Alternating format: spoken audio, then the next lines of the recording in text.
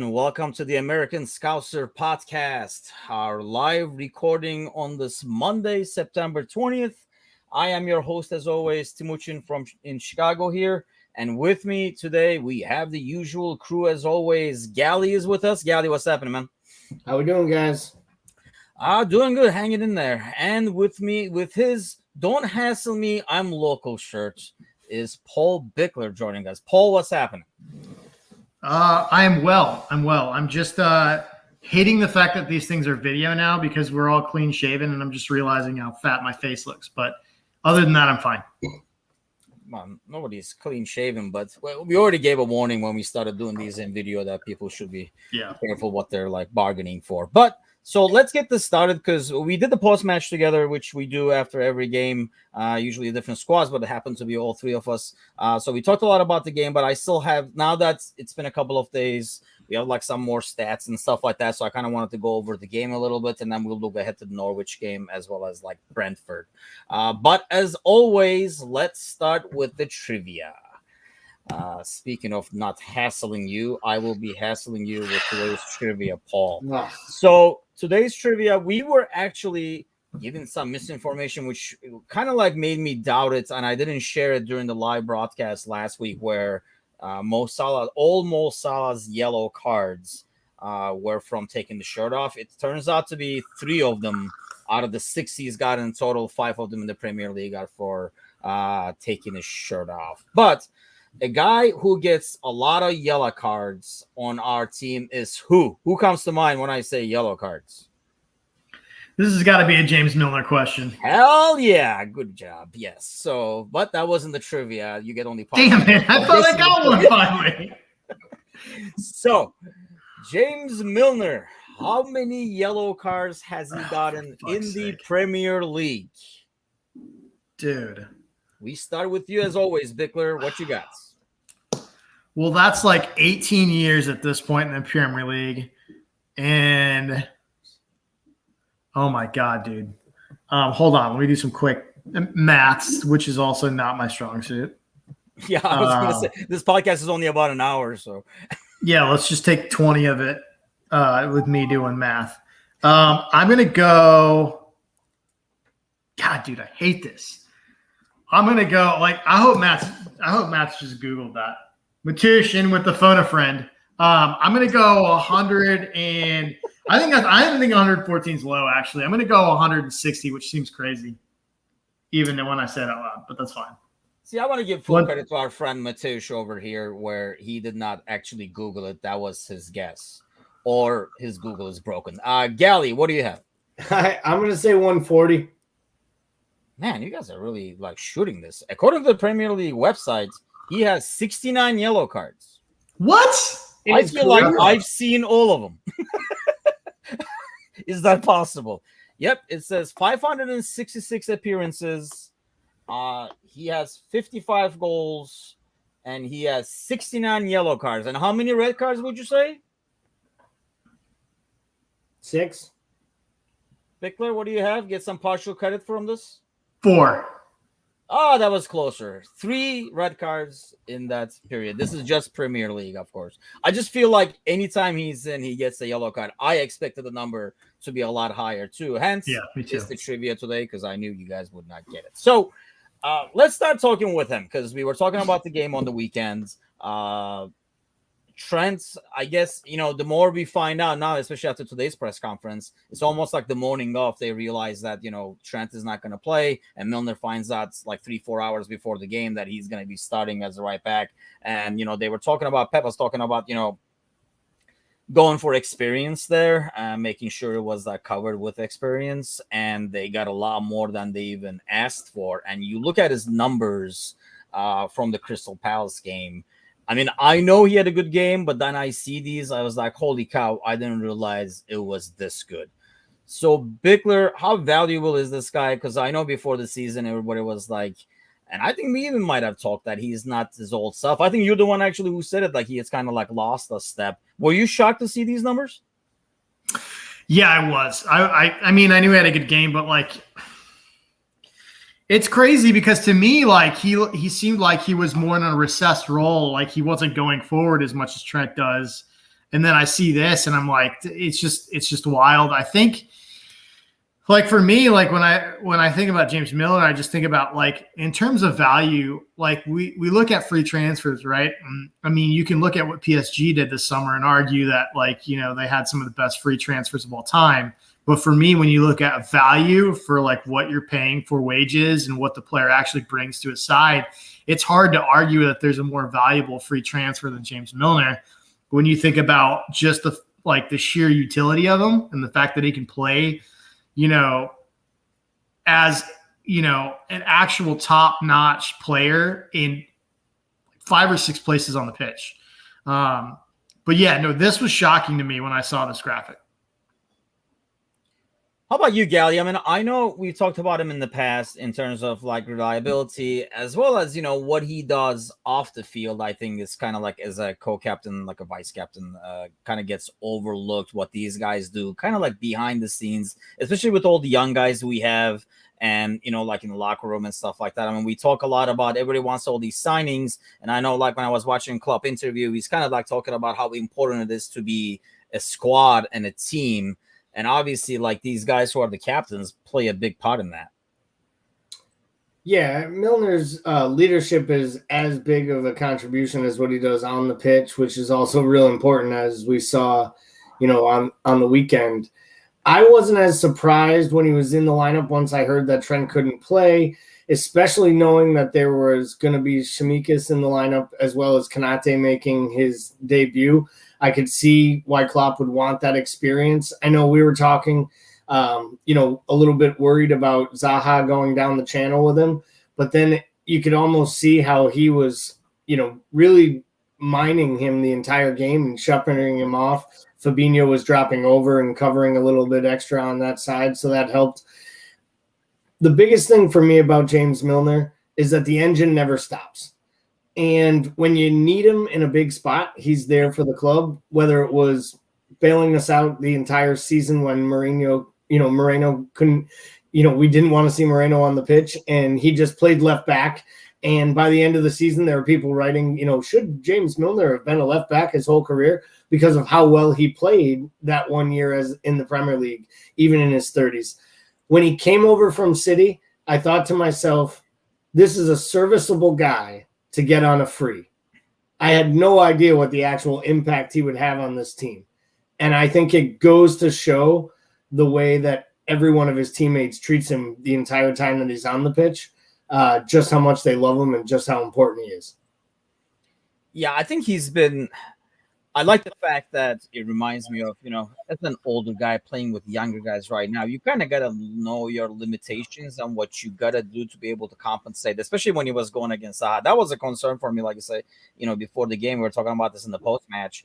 It was a concern for me seeing him as right back going against Zaha. But in some ways, perhaps it worked out a lot better because, you know, Trent might have been more adventurous, leaving more room for Zaha to run into in the back. But a big part of that was, I think, the team being able to kind of compensate for the lack of pace there and basically having Mo drop back a lot more. And he definitely had like an awesome game. And I mean, he was my man of the match for this weekend. What do you make of his, I mean, over the top work rate, especially this weekend, Paul? Yeah, I mean, you love it. You know that I love when offensive players come back into the mids and do work. But yeah, it was really apparent this week how far back and how consistent he wasn't coming back to help. And I think, you know, that was really important because you had a number of things going on, right? You didn't just have the James Milner situation with Trent out, but you had Konate, which if you were watching, both Henderson and Fabinho were sort of switching, shadowing. So they were kind of going back and just kind of making sure that, you know, in certain situations, they were kind of keeping an eye on Konate, which they were able to do that because Milner wasn't going as far forward as Trent normally does on many occasions, and because Mo was doing such a good job tracking back. But I think it was an amazing performance by Mo, just because, like, not only was he coming back and putting in that work, but man, he looked like he was going to score every time he had it. I mean, I think Mitchell had a couple of really nice last-ditch tackles on him. And they did some good work on Mo in general, but, like, he looks super dangerous. Yeah, I think those guys, they do get, I mean, Mo is usually the one, right, that gets like less of a duty of like tracking back, whereas Mane will be doing it more on the left-hand side. We kind of, when we're defending, we almost like shift Mo over there, but it felt like it was kind of like a totally different thing just to be able to kind of compensate for Zaha.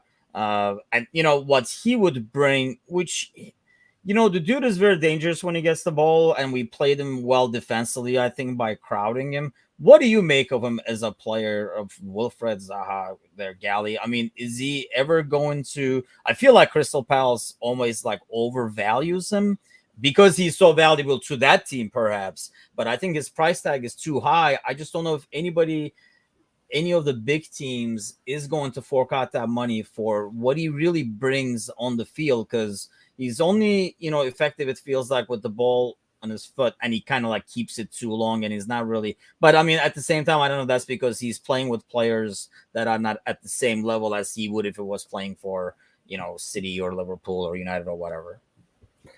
Yeah, I mean, there's a prime example of a kid who just misread the market. By that, I mean his own market back in the day. The move to United failed him, and it really just set back his career to the point where he only had this really successful periods while on loan at Crystal Palace outside of the few matches for Cardiff City. So during that time, he almost set his own level, where then he became the best player at a small club. And I agree with you. I think they set the price tag high, but he's even tried to make moves to Everton. He's tried to make moves to Arsenal. I mean, these really aren't big clubs anymore. He's not moving somewhere where he's playing in the Champions League unless he moves outside of the Premier League. And right now, there's just not money for English players to leave because there's just too much, people will overpay here.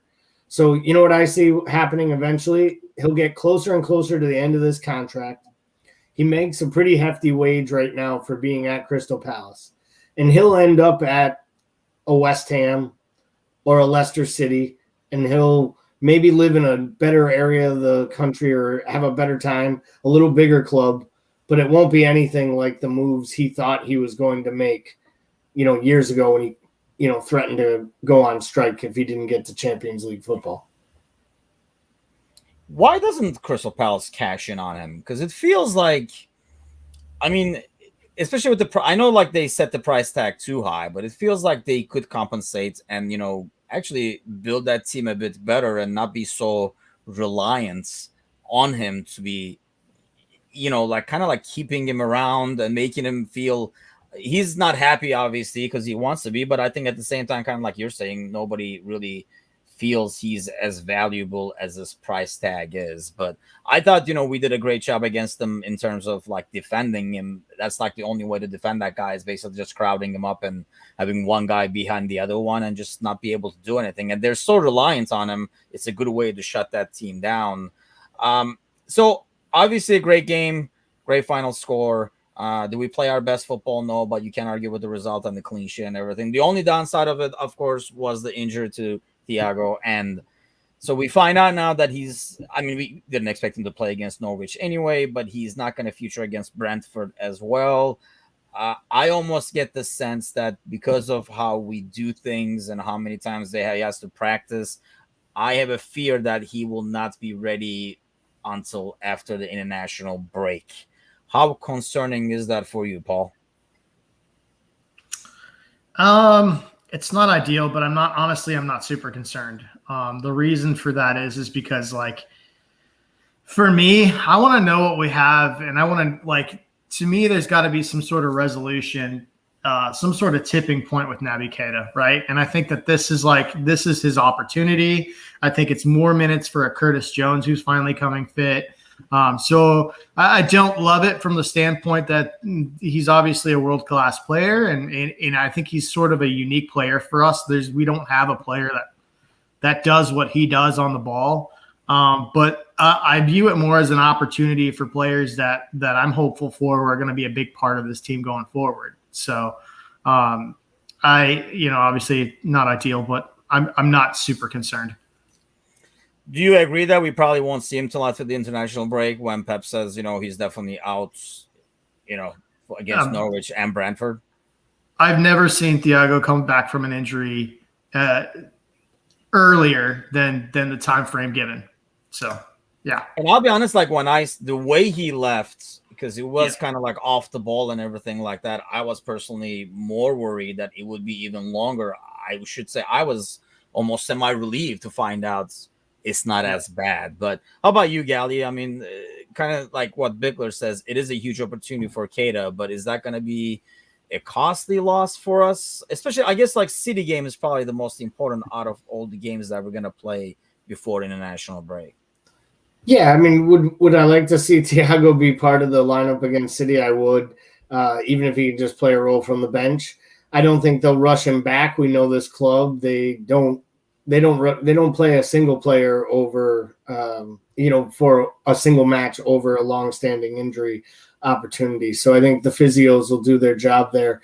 I was worried when I saw him go down for the same reasons. It was off the ball. He just kind of squirmed out of bounds, which made me think he wanted the treatment right away. Didn't even want play to have to stop. But then to hear the reports, it's a week out. I think that it'll be okay. In the meantime, we'll see a little bit more Curtis Jones, which I think is always a good thing because he offers a little bit different. And I think we'll see a little bit more Naby. I'll agree with Paul on that point too. We should be judging this season as a make or break moment for Naby Keita. He knows that his Liverpool career is probably on the line here. And from what I've seen since the opening day, he's appeared like he's really cared. And that look was magic. Yeah, I want to talk about this look. So first of all, Keita comes in, and it is, especially with now, after Elliott, now we lose Thiago at least for a couple of weeks, sounds like. It is a huge opportunity for him. And when he came in, I mean, it's not like he played great, but definitely scored a great goal, and that should help his confidence a lot because I think, we've seen the player. We talked about him extensively. I can't remember if it was the last podcast or the one before that, he's a player that needs the confidence to be able to kind of show the player that he was when he was playing in Bundesliga, the guy that we kind of like spent a lot of money on at that time and waited for a long time for. So this look right here, I guess everybody has kind of like a different interpretation of it, but what do you make of that, Paul? I mean, what did you think when he celebrated it like this? Because I read all kinds of like really odd takes that I don't personally agree with, but yeah, a lot of the Cantona comparison. A lot of people thought this was like the arrogance of that celebration. I don't read it like that. I read it as a very humorous play on like, yeah, this is what I mean. What's the fuss? This is what I do, right? You're like, I mean, this is what I'm capable of, and this is my standard. You all just haven't seen it because I haven't been fit, and I've been out of the side in and out, and this is what I do. Like that's how I read it, and I thought it was like, I thought the only thing better than the actual strike itself was the celebration because I thought it was perfect. Yeah, I took it the same way. It was almost like this is what it's all about. I just don't know what all the other shit was before this. It kind of a look more than anything else. What did you think, Gally? Because people were like, oh, he's in shock. He didn't think, he didn't even expect it and stuff like that. And I kind of took it as the complete opposite.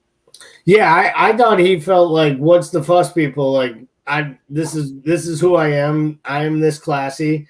The ball fell on my foot and I buried it in the net, and that's what I intended to do, and I intend to do it again. And I think if he had made it a huge deal about him and ran to the corner flag by himself and went away from his teammates and just went crazy celebrating, already up 3-0, then there still would have been people out there saying that the celebration was ridiculous and over the top. And the guy just splits opinions right now, and I'm just so happy for him to bury that ball. And I thought the cheeky celebration was perfect, and I just hope he builds on it.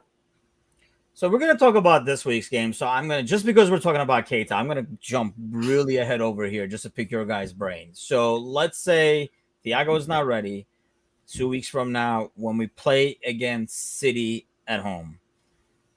Do you guys put Keita in that midfield? I guess or would that be based on what he does against perhaps like Brentford, or if he plays against Porto in that game, or do you guys play it more safe with the the Milner, the old school, boring to some, if not all, midfield of Milner, Fabinho, and Henderson, Galley? I don't think you can play that midfield against City and expect to win. I think you have to play Keita. You need someone that can drive at people, someone that can press higher up the pitch. I just think that this is Keita's time. I think he's going to take over the starting role. There'll be rotation in games, whether it's Cujo and Milner and Hendo. But I think Keita's going to play an awful lot now going forward for a little bit. What do you think, Paul? Or who do you pick? Yeah, I agree. I mean, I think that he would have to play versus City. I guess I'll kind of make a compromise. I don't think this is going to happen, but if I was the manager, which thank God I'm not, I would play a double pivot. I would move Fab and Henderson back as tandem holding mids in front of a back four with Naby in front of him. Because I mean, I think he's better going forward. But yeah, I think you have to play him either way.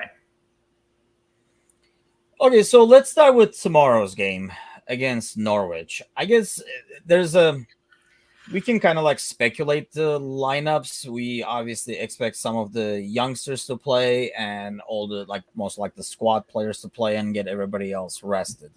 More than that, what I want to talk about is what you guys think of how we approach these tournaments / cups or whatever you want to call them.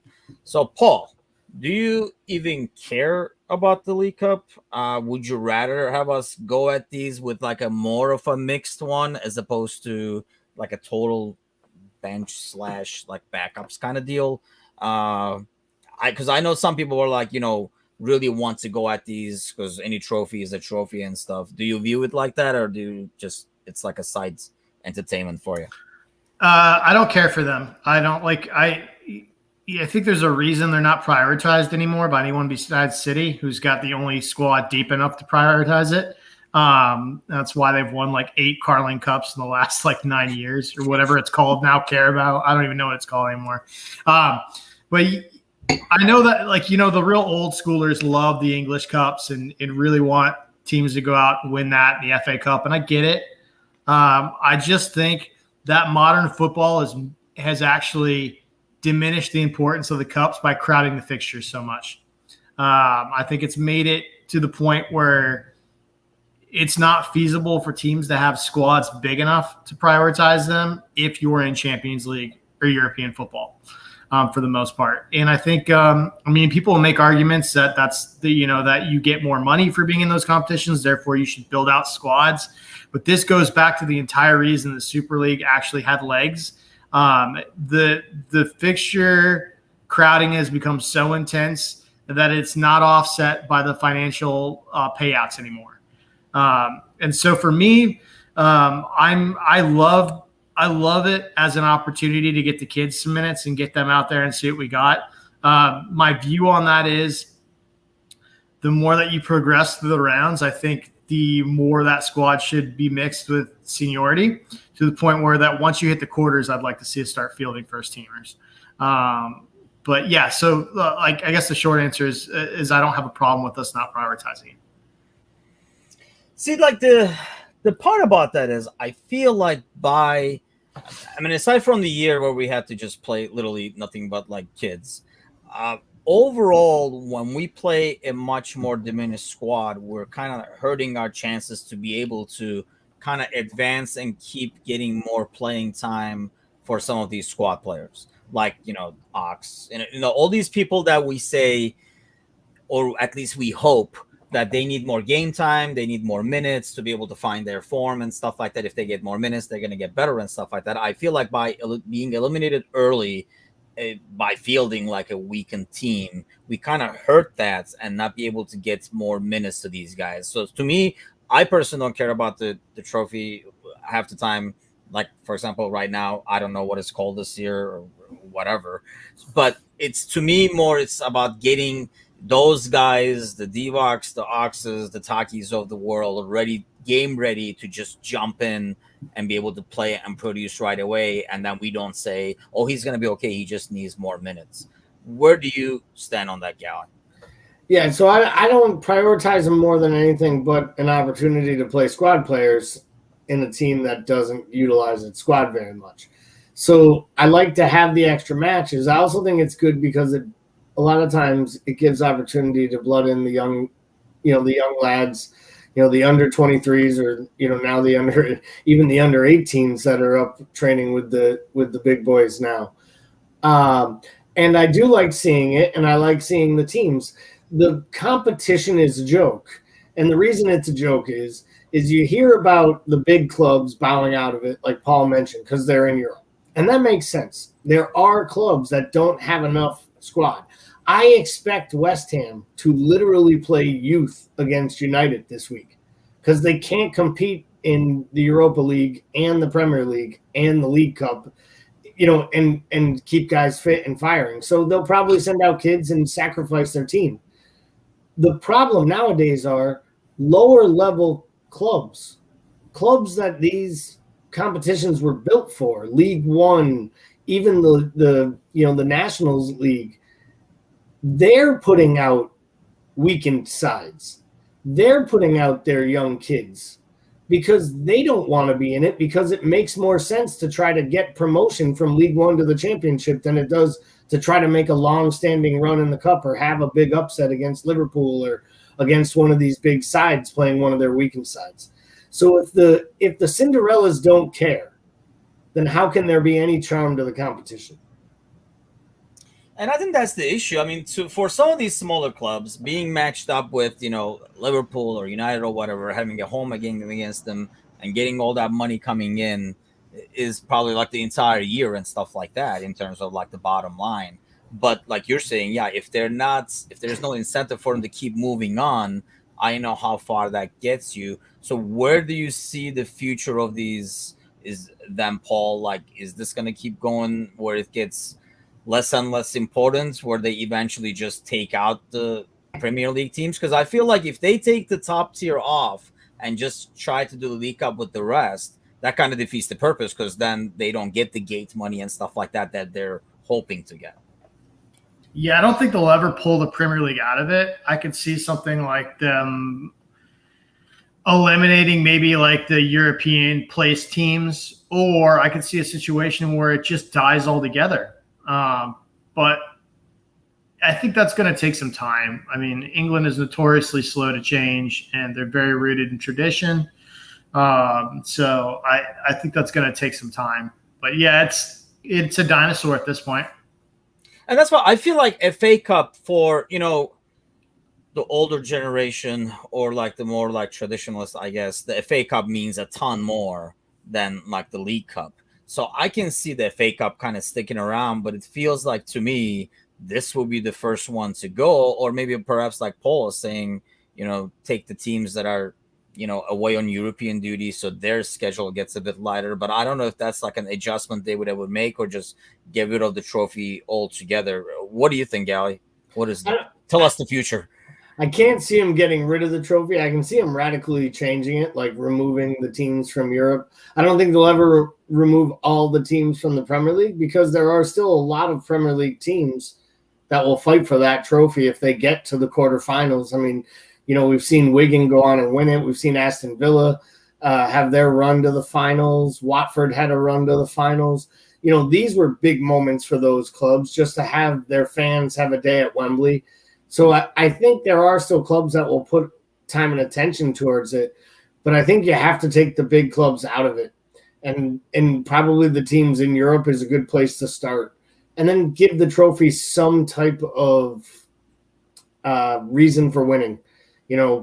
Maybe it is a spot in this ridiculous Europa conference qualifiers, whatever the next tier will be that they have. They're going to have every tier until Everton can play European football. The good news about that is you can remove all the big clubs and City can still win it every year. Well, so let me ask you guys this then. For tomorrow, I mean, to me, it kind of has the feel of more of a preseason game almost. Like I'm looking forward to watching it, but almost like looking forward to watching to see where everybody's at and seeing some youngsters and stuff more than, like a cup matchup to see if we're going to advance or not. I mean, obviously we're addicts, so we're going to watch it carefully. But I mean, what are you looking forward to, or what is the thing that you're most interested in tomorrow's game, Bickler? The academy kids, like back to like playing the kids, right? I mean, I think I'd be shocked if Gordon didn't start on the right wing where Mo usually is, and it looks like Connor Bradley's going to possibly have a shot at right back, which I think will be interesting. Both those kids are very highly valued prospects out of the academy, so I think I'm looking forward to that. I'm looking forward to possibly seeing Taki back inside. Seeing if Minamino can hit the ground running. He had a great preseason. So, yeah, those are probably the things that I'm most excited about.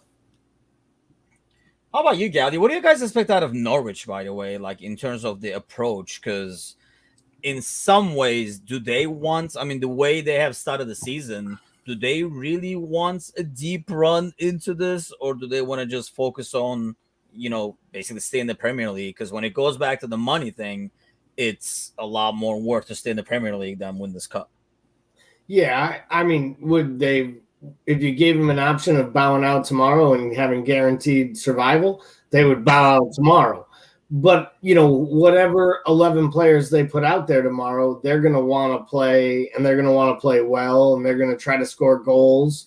If you're the 19-year-old striker who gets your chance, or if you're Josh Sargent who gets to start through the middle without Timu Pukki there, as in the preferred position you want to play, you're going to try to go out there and score goals. You're going to try to play your best football. So I expect Norwich to come out and be Norwich, which will be a little bit bright in the midfield and make a few passes and at times look dangerous and then probably concede when they make mistakes. The question is, will we take them? I'm most excited to see Cujo start from the beginning. He's been bright in his few little cameos. And I think Pep said today that he and Kelleher were the two guaranteed starters that he basically announced that would both get starts in this game.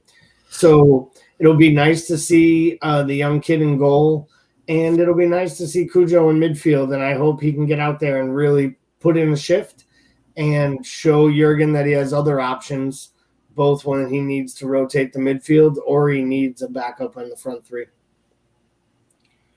So Sparky Parky brings a good point, and I think this is probably like the thing that I don't like about – I mean, we see it in American sports a lot, especially like in the NBA, for example, right? Like the games are really expensive, and when teams do like the rotation and stuff, you get – NBA is the biggest example I can think of in the States over here, is where you can spend a fortune and go to a game, and then – the two stars of your team are being rested that day, like load management and stuff like that. And that's, similar to the League Cup. I think most people, I would think, going to the game kind of know, and this is their opportunity. Are they usually about the same price? I'm not even aware, to be honest with you. Or are they lower than, I would think it's lower than a regular Premier League game, correct?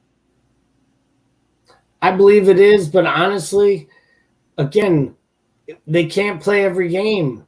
If they play every game, they will burn out and not play well. So you have to rotate players. And if we rotated players for the big matches, people would lose their minds during that time, right? So, you play your hardest squad that you can. And I think these guys have to play. And it's not like we're putting out bums tomorrow. We're putting out guys who are on wages between 75 and 150,000 pounds a week. Like, these are professional athletes and a couple, kids who have earned the right to get a few minutes with the big squad. So I'm fine with it.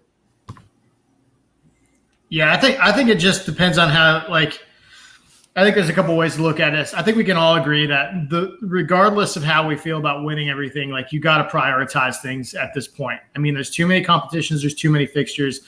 But the nature of the beast is that you'll actually have to prioritize things. The other way to look at this is I honestly, as a fan and supporter, don't care if the kids are playing, if it's the entire U23 team and it's the same ticket price. I don't care because A, like I'm interested in seeing those players play, and B, like my money as a supporter goes to support the entire organization, not just like it's not a live concert venue for me. You know, I'm not weighing out whether I'm seeing the Rolling Stones or some garage band down the street. I'm supporting an organization, so I feel I want my money to go to the club. I guess that's just how I look at it. That's like an interesting way to look at it. I don't know if I agree. I mean, you have 3 boys. If you took your boys to a game, I mean, we're talking like a pretty expensive day out. Would you not want them to experience watching more? And I'm just playing like devil's advocate over here. I understand we can't play more money every freaking game. I'm just saying, going back to Sparky Parky's point in terms of ticket prices. Is it fair to charge the same amount when you take your kids there paying the same amount? They're not going to get to see more money. I mean, yeah, we enjoy because we're like, really hardcore fans where we want to see the future and stuff like that. What was this guy going to be and stuff. But at the same time, you spend the same amount of money for that experience compared to the normal experience that it buys. Does that make sense? It does, but I'll tell you what, like that's the deciding factor isn't the money for me. Like it wouldn't be the ticket price. It would be the quality on the pitch because like if I'm taking the boys to the game, they're going to want to see the stars, right? So like I'm not going to a League Cup match, but it doesn't have anything to do with the ticket price. It has to do with who's on the field. I would be interested in it, but I know my 11-year-old would be less interested because it's guys he's not familiar with, right? Yeah. So it doesn't have anything to do with the money for me. I'd be there regardless. That makes sense. What do you say, Gally? I didn't expect the conversation to go around this way, but might as well cover it. Well, no, I mean, my big thing is when it comes right down to it, I've been to one of those NBA games. I've been to big games to go see big players and have them sit out, and you miss out on it. But there are opportunities then that you see some. There are times where the understudy is born because the star can't perform. So when else do you get to see Taki have a moment or find a way for, Gordon to work his way into the first team setup? He gets that opportunity because there's matches like this that allow them to play. To Sparky Parky's point, would I like to see a little bit less heavy rotation at times? I would. But the manager loves to play 11 to 13 players on a rotating basis in his starting lineup between the league and Champions League. And for that, that's where it is. And, these aren't reserve games, whether that's, what Sparky Parky wants us to call them. If that's what you feel, then don't bother watching. This isn't a reserve game. These are the players in our squad.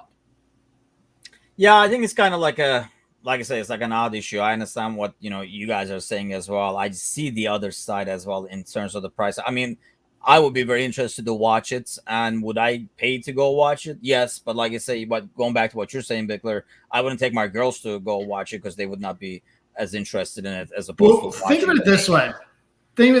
This is like a boiled down version of what happened to the entire team last year. Okay. Like you can have one competition and sacrifice that competition, or you can go all out and try to win everything and have weakened sides against several competitions because of injuries and in just general rotation. You can't field the same. There's no way to field the same, 15 to 20 players, even if you're going deep across all three. You just can't do it. Yeah, and I think that's why it's a valid conversation to talk about the future of these side tournaments, because I mean these guys have a limit in terms of like how many games they can play.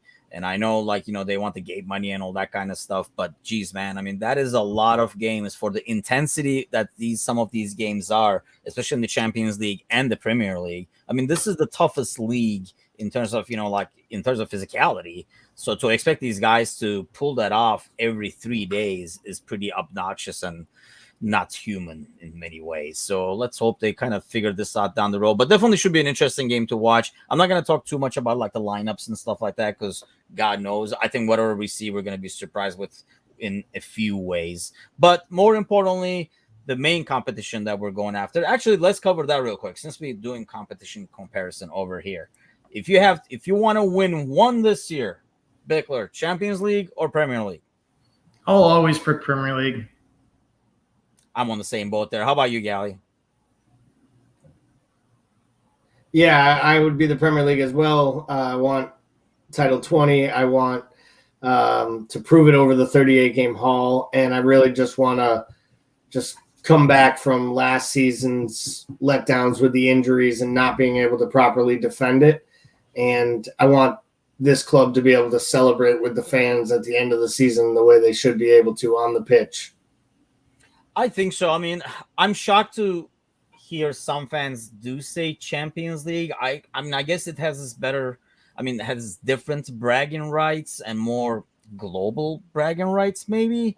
But I feel like it's so much tougher and it takes so much more to win the league. I think it has a lot more meaning because of it. Because especially with like, even with Champions League, you can kind of have a slightly easier run than others and stuff like that. And it does not feel as challenging as, like you're saying, like, going through this Premier League 38 games and being the best team at the end of the day. So since we all agree on that, let's talk about next weekend's game at Brentford, who has started the season a lot better than at least I expected. I know we kind of rooted for them like 2 years ago. Like we were actually on a live Discord channel as they were playing to see if they were going to make it to the Premier League and stuff. And they've made it this time and they've had a decent start. So what do you expect out of this game, Gally? And what do you expect in terms of the lineup?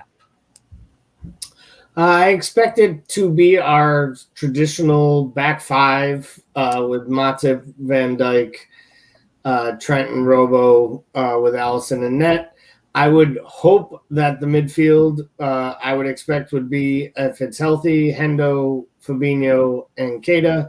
And then I think the front three will be Sadio, Jota, and Mo. I'm not sure that Bobby will be ready by then. He was ruled out for the Norwich game. And even if he is, I think it'll be off the bench for the first couple matches back to get his fitness back. And because I think Jota is clicking well with these guys right now, he'll continue to play up front. Yeah, I almost expect, if he just started training with the team, I almost expect possibly having a Bobby sighting against Porto or something like that in like last time 15-20 to get a run out over there to see how he feels afterwards. But how about you, Bickler? What are you expecting out of this game? You're a huge I'm really excited about this game because I loved watching them in the championship for the last couple of years. I mean, they were a high-flying team, like exciting to watch. I expected them to do better than most people in their coming back into the league just because they play such an exciting brand of football. I think what's really interesting about them is there's only two teams in the league that have a better defensive record of goals conceded right now, and that's us and Chelsea, which is kind of mind-blowing. They've only conceded twice. So, and that's not really – they conceded quite a bit of goals last year in the championship. So I'll be interested to see what that looks like. And it's another week in the Premier League, man. We can't afford to rest too many players. I think we're going to see a strong 11. I agree for the most part with Gally's starting 11 in that. But they've got some players, man. It's going to be interesting to see. But and what I like for us about the game is they're not going to stack 8 in the box. They're going to play football. So and that always, anytime someone goes and wants to play ball, that's always going to favor this Liverpool team. In some ways, I hope that's what they do, but would they be that naive to kind of come at us like that, you think, Gally? I'm not sure that they'll come at us, but the thing is they don't have – remember when Wolves did where all they did was sit back and then they'd try to hit you on the counter and they'd play with the 5 defenders and the wing backs, but they had no plan B, and that was really kind of the argument. Brentford's a team that kind of has no plan B, and the interesting thing is they do what so few teams do these days, which is play with 2 real strikers up top. And that's one thing that will be different for Matip and Van Dijk. And if they can get the ball out wide and Robo goes forward or Trent goes forward and they leave space and those center backs start getting pulled around, that's where we really are going to have to see guys tracking back because they have speedy guys in their wingback positions, like Sergio Canos and some of the other players on their squad that will step up and can score goals. So we have to be careful we don't leave space and give them too much credit, because those two strikers will cause a different problem than we've seen yet from anyone in the Premier League. Yeah, I think that's in some ways it would be interesting to see, because it'd be a good challenge in a way, especially before, somebody coming at us would be a good challenge for that defensive line as well. But score predictions wise, what are you at, Paul? I'll go 3-1 Liverpool. And that's my standard issue score line. But what do you got, Gary? I'm actually going to go 2-0. We keep the great defensive work going. And that's the thing, when you talk about like Norwich's scoring, I mean, they've played kind of like Spike said, this is like we can't count Arsenal as a top team anymore. So this is the first time they are going to play one of the big boys, if you will, that are actual big boys. But they've kind of some like good games, and they've played against some teams that are good offensively, like Villa and Brighton and stuff, that do actually, cause problems and can score goals. So that will be interesting to see. But I feel like, especially if they do not play a closed, like a very defensive game, I feel like we should have an easier time, and everybody will be rested for like the full week before we kind of head to Porto. But Victor, you mentioned it. I mean, do we expect anybody being rested on this team with looking ahead to Porto? I feel like, especially with the like the game against Norwich being tomorrow, all those guys will have played like 90 minutes. So I feel like it will be just the main starting 11, right? I would think so. Yeah, I can't imagine anybody outside of the norm would be rested. How about you, Gally? I mean, like I say, your lineup, I mean, do you expect any curveballs, last-minute Klopp surprises, or no? Unless, maybe the only type of person I could see is if someone like Curtis Jones had just an amazing game tomorrow and played great, maybe he find a way to fight his way into the mix.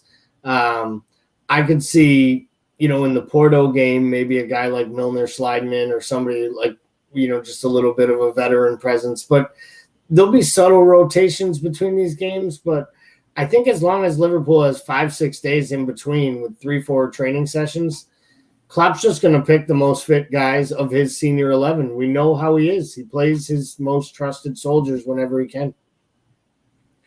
I believe so too. I think, Sparky thinks, Milner will be right back. I really feel like by then Trent, I mean, he's just ill. So that gives them a full week to recover, especially with them not even, it's almost sounding like they're not even like thinking about playing, and he was not going to play tomorrow anyway, kind of thing. But yeah, I do expect almost like our like top 11, if you will, as of now, starting that game. So let's talk about this for a little bit, because I know we need a rant from Paul, and this is like an ideal case for it. We haven't had it's almost the end of the podcast, so it's your time to rant, man. Fantasy football. What is up with Premier League fantasy football not letting you change your freaking lineups, even if the guy is not playing? Mind you, I got screwed big time, so I probably should have a bigger rant myself, because I had Trent as well as I can't remember the other name I had playing, and they both didn't. So it's been kind of like a dismal week. But the only thing that's going for us, Bickler, within all this misery and your upcoming rants, Kelly has gained ground and is up to 22. We know we're not going to freaking win. All we want, hell yeah, Kelly to take over Gally over here, and she's up to 22, only 11 points behind our fantasy expert Gally over here. So what is up with the fantasy football not letting you change? Start your rant now. Maybe I'll finish it off for you. I don't really have a rant, because I feel like I've ranted on this one for so many years and so long. It just doesn't make any fucking sense to me. And I love the Brits. But they have two fatal flaws. They steam the nutrients out of all their vegetables and get gout, and they can't figure out how to do fantasy football. Like Like, why the fuck would you lock an entire week lineup on the first kickoff? Why wouldn't you do it individually, game by game, an hour before kickoff, like the NFL does it? Like, I think the Brits have a problem with like taking other people's ideas and then writing their rules around them and feeling like it's better than the original. And it never is. But I mean, I don't know. Hold on, we got a couple of Brits following us. Maybe they can. I don't know if they can tell I was fantasy football, but maybe about the steamed vegetables. See, Darren is already upset. I don't know if it's about the steamed vegetables was the one that got to him more, or the fantasy football. But Gally, you're the fantasy experts. Make something happen. What the hell? I can't explain it. It's just part of the rules. I just assumed that it was because they don't let you, because it's so important to balance the squad and rotate players and get guys that are, playing well or have good matchups, that I think the way they look at it is that if you have 13 or 14 guys that are playing every week, then you don't have to worry because they allow you to get 3 of them automatically subbed in. The problem is the game is stacked to try to convince you to buy all the expensive guys that score big points. But then when you look at it, the people who did that and switched their teams to have a bunch of dregs and guys who don't play, they ended up with guys who, don't score goals or don't play at all. And, they end up with zeros all over the place. So, sometimes it's luck. Sometimes it's skill. Most times it's just fucking luck. See, I know Darren was offended more about the veggie comment than the fantasy football comment. That's actually not true because I went to school over there in the early 2000s and everything was steamed to the point where I was getting nothing. Like, it was the first time in my life I had to take a multivitamin. Actually, I went to college there in the early 90s, and holy cow, has been like a age admission podcast over here, but yeah, there was still a lot of steaming going on there, and I'm sorry, but probably more than I would like because I'm not a vegetable person to start with, especially when I was in college, I wasn't, and then that was probably the worst format you could present that to me. But having said that, America is the complete opposite, where they deep fry everything, so it might as well eat fries instead of a zucchini anyway, because everything is freaking deep fried to hell. So I don't know what to say about that. They deep fry eggs over there. What are you talking about? But they steam the vegetables at least. So that's true. There's that. So, see, maybe Darren is not the best person. I can get behind that. That's a reasonable Well solution. played, Darren. Well, we'll let Darren drink oats in his beer. I have not tried that. Maybe I should. Gentlemen, any final pointers aside from, what to do with the oats and stuff, or what we got? Bickler, since you're done with your rants, do you have another? I've got nothing, dude. I've got nothing. I'm hungry now. Any parting thoughts? Nah, no parting thoughts from me. I guess one thing is I will say this. I watched a lot of the Premier League football this weekend, on the telly, other than just the Liverpool match. And I got to say, the refereeing is consistently poor and just consistently inconsistent across all these matches. But I actually saw an article today that I thought was refreshing, which is for the first time ever, a non-European will take charge of a match in the Premier League this weekend. The Watford-Newcastle match. A guy from the A-League in Australia, like their top officials, been working here through the championship and working his way up, and he's been assigned his first Premier League match. And I think that's a good sign because it's the best league in the world, and it surely doesn't have the best officiating in the world.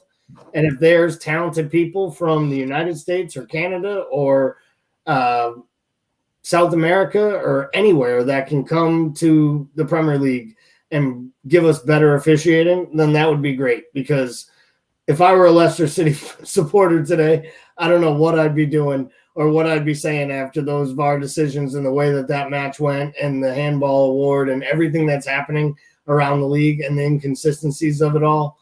So that, and the last thing is, I don't ever want to see a sub put on cold to take a penalty ever again. It's a bad decision. I mean, we talked about this in the Euros. So what would make Moyes think, you know what? I saw something in Euros. I can't remember how it ended, but let's try it. Zoom call with Southgate, man.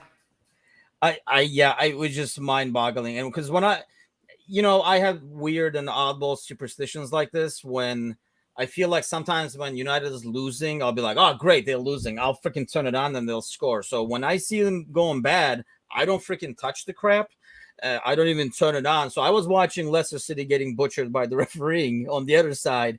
And when I saw the penalty, and I was like, what the hell is that? Putting the guy in and having them take it. I don't care how experienced the guy is. He's coming literally off the bench. And that was leave it to United to win stupid freaking points like this and somehow hang around on the top without really playing all that in these games. So Darren says he's already sick of Chelsea fans thinking they won the league. And honestly, like, as you watch teams, though, that's probably the only team I think of because of, the depth in the squad, aside from City, to basically keep this going. Just because United can't hop and skip like this every week, I feel like. So I see this as like a 3-team race as we keep going over here. But it's freaking United. You never know. Well, gentlemen, thank you for joining, and thanks to all those who are like listening to us, commenting, and we appreciate all the feedback. We're here every Monday at 7 p.m. and also join us with post matches as well. We usually go on live, within usually like 10-15 minutes after the game ends. So, well, have a great week, gentlemen. Hopefully next week we'll be talking about 2 more wins over here. Take care, everybody.